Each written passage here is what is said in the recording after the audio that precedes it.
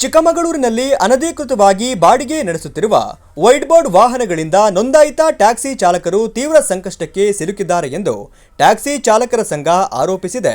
ಜಿಲ್ಲೆಯಲ್ಲಿ 500ಕ್ಕೂ ಹೆಚ್ಚು ಟ್ಯಾಕ್ಸಿಗಳಿದ್ದು ವಾರ್ಷಿಕ 50 ರಿಂದ 60 ಸಾವಿರ ತೆರಿಗೆ ಪಾವತಿಸಬೇಕಾಗಿದೆ.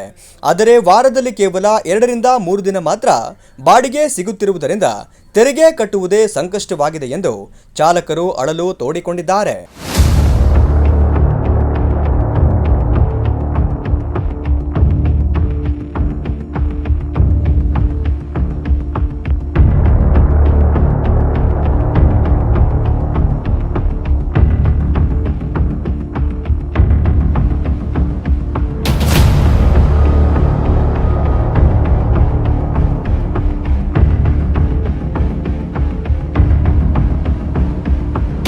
ಕಳೆದ 2 ವರ್ಷಗಳಿಂದ ಆರ್ಟಿಒಗೆ ಮನವಿ ಸಲ್ಲಿಸಿದ್ದರೂ ಸಹ ಯಾವುದೇ ಕ್ರಮ ಕೈಗೊಂಡಿಲ್ಲ. ಬದಲಾಗಿ ಕಾನೂನುಬದ್ಧ ಟ್ಯಾಕ್ಸಿಗಳ ಮೇಲೆಯೇ ಕ್ರಮ ಕೈಗೊಳ್ಳಲಾಗುತ್ತಿದೆ ಎಂದು ಸಂಘ ಆರೋಪಿಸಿದೆ. ಈಗಾಗಲೇ ತಮಗೆಲ್ಲ ಗೊತ್ತಿರೋ ಹಾಗೆ ಚಿಕ್ಕಮಗಳೂರು ಪ್ರವಾಸಿ ಏನು ಮುಳ್ಳಯ್ಯನಗಿರಿ ತಾಣ ಇದೆ, ಈಗಾಗಲೇ ಅತಿ ಹೆಚ್ಚು ಜನಸಂಖ್ಯೆ ಬರತಕ್ಕಂಥ ಪ್ರವಾಸಿ ತಾಣ ಆಗಿರೋದ್ರಿಂದ ಅತಿ ಹೆಚ್ಚು ಪ್ರವಾಸಿಗರು ಚಿಕ್ಕಮಗಳೂರು ಬರ್ತಾ ಇದ್ದಾರೆ. ಆದ್ರೆ ಇಲ್ಲಿ ಏನಾಗಿದೆ ಅಂತಂದ್ರೆ, ಈಗ ಟ್ಯಾಕ್ಸಿ ಚಾಲಕರು ಈಗಾಗಲೇ ಸುಮಾರು 500 ಇಂದ 600 ಯೆಲ್ಲೋ ಬೋರ್ಡ್ ಹೊಂದಿರತಕ್ಕಂಥ ಟ್ಯಾಕ್ಸಿ ಚಾಲಕರು ಮತ್ತು ಮಾಲೀಕರಿಗೆ ಈಗಾಗಲೇ ಟ್ಯಾಕ್ಸಿಯನ್ನ ಕಟ್ಟಲಿಕ್ಕೆ ತುಂಬಾ ಕಷ್ಟ ಆಗಿದೆ. ಏನಾಗ್ತದೆ, ತೆರಿಗೆ ಈಗ ವರ್ಷಕ್ಕೆ 50 ರಿಂದ 60 ಸಾವಿರ 70 ಸಾವಿರ ತೆರಿಗೆ ಬರ್ತದೆ.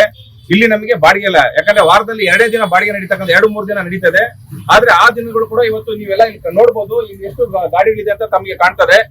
ಇವ್ರು ಏನಾಗಿದೆ ಅಂತಂದ್ರೆ, ಇದೇನು ಚೆಕ್ ಪೋಸ್ಟ್ ಇದೆ, ಆನ್ಲೈನ್ ಚೆಕ್ ಪೋಸ್ಟ್, ಅಲ್ಲಿ ವೈಟ್ ಬೋರ್ಡ್ ಇರ್ತಕ್ಕಂಥವ್ರು ಕೂಡ ಬಾಡಿಗೆನ ಒಂದೊಂದನ್ನ ಒಬ್ಬೊಬ್ಬರೇ 2 ಟ್ರಿಪ್ ಹೊಡೆಯತಕ್ಕಂಥ ಕೆಲಸವನ್ನ ಮಾಡ್ತಿದ್ದಾರೆ. ಮತ್ತೆ ಜೀಪ್ನವರು ಅತಿ ದುಬಾರಿ ಬೆಲೆ ಕೇಳಿ ಪ್ರವಾಸಿಗರಿಗೆ ತುಂಬಾ ತೊಂದರೆ ಆಗೋ ರೀತಿಯಲ್ಲಿ ಸುಮಾರು 4,000, 5,000, 6,000 ಈ ರೀತಿ ಮನೆ ಇಚ್ಛೆ ಬಂದಂತೆ ಅಂತ ಕೇಳಿ ಅಲ್ಲಿ ಪ್ರವಾಸಿಗರು ಕೂಡ ತುಂಬಾ ತೊಂದರೆ ಮಾಡ್ತಿದ್ದಾರೆ. ಇಷ್ಟೆಲ್ಲ ಕಣ್ಣೆದುರಿಗೆ ಆಗ್ತಿದ್ರು ಕೂಡ ಜಿಲ್ಲಾಡಳಿತ ಮತ್ತು ಟೂರಿಸಂ ಇಲಾಖೆ ಮತ್ತು ಆರ್ಟಿಒ ಅಧಿಕಾರಿಗಳು ಇವತ್ತು ಕಣ್ಣು ಮುಚ್ಚಿ ಕುತ್ಕೊಂಡಿದ್ದಾರೆ.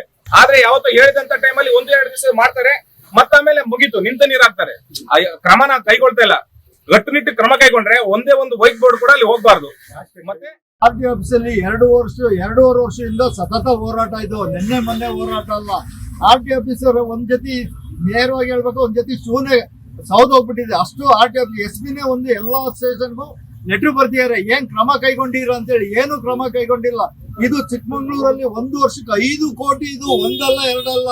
ಸರ್ಕಾರಕ್ಕೆ ಹಾಳು ಮಾಡ್ತಾ ಇರೋದು. ಆರ್ಟಿಒ ಆಫೀಸಲ್ಲಿ ಒಬ್ಬ ಡ್ರೈವರ್ ಇದ್ದಾನೆ, PA ಇದ್ದಾರೆ, ಜೀಪ್ ಕೊಟ್ಟಿದ್ದಾರೆ. ಇವ್ರು ಸರ್ಕಾರದಲ್ಲಿ ಯಾರು ಒತ್ತಡ ಅಂತ ಗೊತ್ತಿಲ್ಲ. ಕೇಳಿದ್ರೆ ನಮಗೆ ಹೇಳ್ತಾರೆ ಒತ್ತಡ ಇದೆ, ನೀವ್ ಹೇಳ್ತೀರಾ, ನಾವೇನ್ ಮಾಡೋದು, ಮೇಲ್ಗಡೆಯಿಂದ ಫೋನ್ ಬರುತ್ತೆ ಅಂತೀರಿ. ಯಾರ್ದ್ರಿ ಫೋನ್ ಅದು?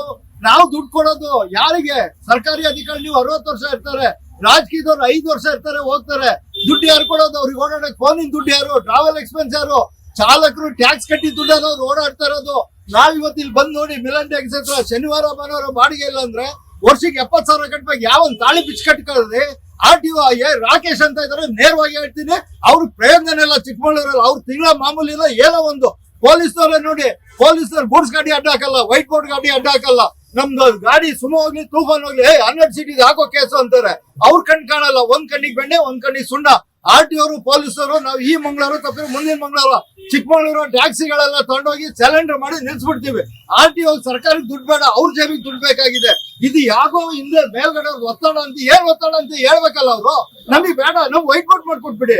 70 ಸಾವಿರ ನಾವೇನ್, ನನ್ನ ಹತ್ರ 6 ಗಾಡಿ ಇದೆ ರೀ, 3 ಲಕ್ಷ ಎಲ್ಲಿಂದ ಯಾರ ಮನೆ ಹಣ ಮಾಡಿ ಕಳ್ತನ ಮಾಡೋದನ್ರಿ? ಅಲ್ಲಿ ಹೋಗಿ ಗಿರಿಯಲ್ಲಿ 6,000 ರೂಪಾಯಿ 7,000 ರೂಪಾಯಿ ಅಂತ ನಾನು 3,000 ಗಾಡಿ ಕಳಿಸ್ತೀನಿ, ಬರ್ಲಿ ಇಲ್ಲಿ.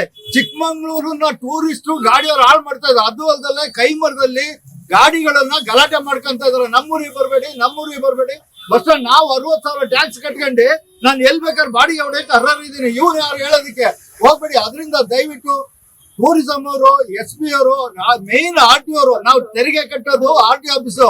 ಮತ್ತೆ ಯಾಕೆ ಹಿರೇಮಂಗ್ಳೂರು ರೋಡಲ್ಲಿ ಹೋಗಿ ಅಡ್ಡ ಹಾಕ್ತಾರೆ? ಅಧಿಕಾರಿಗಳೇ ಉತ್ತರ ಕೊಡ್ಬೇಕು. ನಾವ್ ಏನ್ ಮಾಡ್ತೀವಿ, ಈ ಮಂಗಳವಾರನೋ ಮುಂದಿನ ಮಂಗಳವಾರನೋ ಚಿಕ್ಕಮಗಳೂರಲ್ಲಿ ಇವತ್ತು ವಾರ್ ಮಾಡ್ತಾ ಇದೀವಿ. ಇದು ಧ್ವನಿ ಎತ್ತಕ್ಕೆ ನಾವೆಲ್ಲರೂ ಒಂದಾಗ್ತಾ ಇದೀವಿ. ನೀವ್ ಏನ್ ಮಾಡ್ತೀರೋ ನಮಗೆ ಗೊತ್ತಿಲ್ಲ. ಈ ಮಂಗಳವಾರ ತಪ್ಪಿರ ಮುಂದಿನ ಮಂಗಳವಾರದೊಳಗಡೆ ಇಡೀ ಚಿಕ್ಕಮಗಳೂರಲ್ಲಿ ಗೂಡ್ಸ್ ಗಾಡಿಗಳು, ವೈಟ್ ಬೋರ್ಡ್ ಮತ್ತೆ ಪ್ರತಿಯೊಂದು ಗಾಡಿಗಳು ಡಾಕ್ಯುಮೆಂಟ್ ಚೆಕ್ ಮಾಡ್ಲಿ. ಕೆಲವು ಸಲ FC ಬೇಕಾದ್ರೆ ಅದು. ಜಿಲ್ಲಾಡಳಿತ, ಆರ್ಟಿಒ ಹಾಗೂ ಪ್ರವಾಸೋದ್ಯಮ ಇಲಾಖೆ ತಕ್ಷಣ ಅನಧಿಕೃತ ವಾಹನಗಳ ವಿರುದ್ಧ ಕ್ರಮ ಕೈಗೊಳ್ಳಬೇಕು. ಇಲ್ಲವಾದರೆ ಮುಂದಿನ ಮಂಗಳವಾರ ಜಿಲ್ಲೆಯಾದ್ಯಂತ ಬೃಹತ್ ಪ್ರತಿಭಟನೆ ನಡೆಸುವುದಾಗಿ ಟ್ಯಾಕ್ಸಿ ಚಾಲಕರ ಸಂಘ ಎಚ್ಚರಿಕೆ ನೀಡಿದೆ. ಏನ್ ಗೊತ್ತಾ, ನಮ್ಗೆ ಟಿಟಿಗೆ ಸ್ಟಾರ್ಟ್ ಕೊಡ್ತಾ ಇಲ್ಲ, ಮತ್ತೆ ಕೂಪನಿಗೆ ಸ್ಟಾರ್ಟ್ ಕೊಡ್ತಾ ಇಲ್ಲ. ಅಲ್ಲಿರೋ ಗಾಡಿ 30 ಗಾಡಿ 40 ಗಾಡಿ ಹೋಗ್ಪಾಕ ಟ್ಯಾಕ್ಸಿ ಇಂದ ಅಲ್ಲಿಗೆ ಎಲ್ಲ ಗಾಡಿ ಈಗಲೂ ಬನ್ನಿ ಬೇಕಾದ್ರೆ ಹೋಗೋಣ.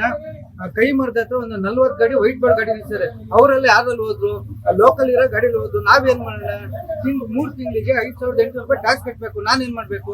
ನನ್ ಬಾಡಿಗೆ ಇವತ್ತು ಬಾಡಿಗೆ ಇತ್ತು ಗಿರಿಗೆ, ನನಗೆ ಟ್ಯಾಕ್ಸ್ ಸಿಕ್ಕಿಲ್ಲ ಅಂತ ಬಾಡಿಗೆ ಬೇರೆಯವ್ರು ಹೋದ್ರು. ಅದೇ ಪಾರ್ಟಿ ಬೇರೆ ಚೀಟ್ ಮಾಡ್ಕೊಂಡ್ರಲ್ಲ, ಹೆಂಗ್ ಹೋದ್ರು? ಬೇಕಾದ್ರೆ ಬಂದ್ಮೇಲೆ ಅದ್ ಮಾಹಿತಿ ನಾನು ಕೊಡಿಸ್ತೀನಿ. ಬೇಕಾದ್ರೆ ಅದೊಂದು ಇದು ಮಾಡಿ ನೀವು, ಆಯ್ತಾ? ಬೈಕ್ ಇಂದು ಅದು ನೋಡಿ, ಬೈಕ್ ಅವ್ರಿಗೆ ಎಲ್ಲರಿಗೂ ಹೊಡ್ತಾನೆ. ಬೈಕ್ ಅವ್ರ ಕಡೆಯಿಂದ ರೆಂಟ್ ಬೈಕ್ ಇಂದು ಗಂಡ ಹೆಂಡತಿ ಅವರಿಗೆ ಅಲ್ಲಿ ಏನು ಇಲ್ಲ, ತಗೊಂಡೋಗಿ ಬಿಡ್ತಾರೆ ಸೀದಾ. ನಮ್ಗೆ ಬಹಳ ತೊಂದರೆ ಇದೆ ಅಣ್ಣ, ಇದರಿಂದ ಜೀವನ ಮಾಡೋಕ್ಕೂ ತೊಂದರೆ ಇದೆ. ಒಂದು ಇನ್ಸೂರೆನ್ಸ್ ನಮಗೆ 39,000 ಇನ್ಸೂರೆನ್ಸ್ ಕಟ್ಟಬೇಕು ವರ್ಷಕ್ಕೆ. ಟ್ಯಾಕ್ಸ್ ಹೆಚ್ಚು ಕೂಡ 30,000 ಬರುತ್ತೆ. ಪಾನಿ ಪಟ್ಟಣ ರೀಚಾರ್ಜ್ ಅವೆಲ್ಲ ಸರಿ 80,000-90,000 ರೂಪಾಯಿ ಇಟ್ಕೊಬೇಕು ನಾವು. ನಾವೇನ್ ಮಾಡೋಣ? ನಮ್ಮ ಇಡೀ ಊರಲ್ಲಿ ನಾವೇ ದುಡಿಮೆ ಮಾಡೋದು, ನಮ್ಮೂರಲ್ಲೇ ನಿಮಗೆ ದುಡಿಮೆ ಮಾಡಕ್ ಬಿಡ್ತಾ ಇಲ್ಲ ಅಂದ್ರೆ ನಾವೇನ್ ಮಾಡ್ತಾ ಅಣ್ಣ ಹೇಳಿ ಅತ್ಲಾಗೆ.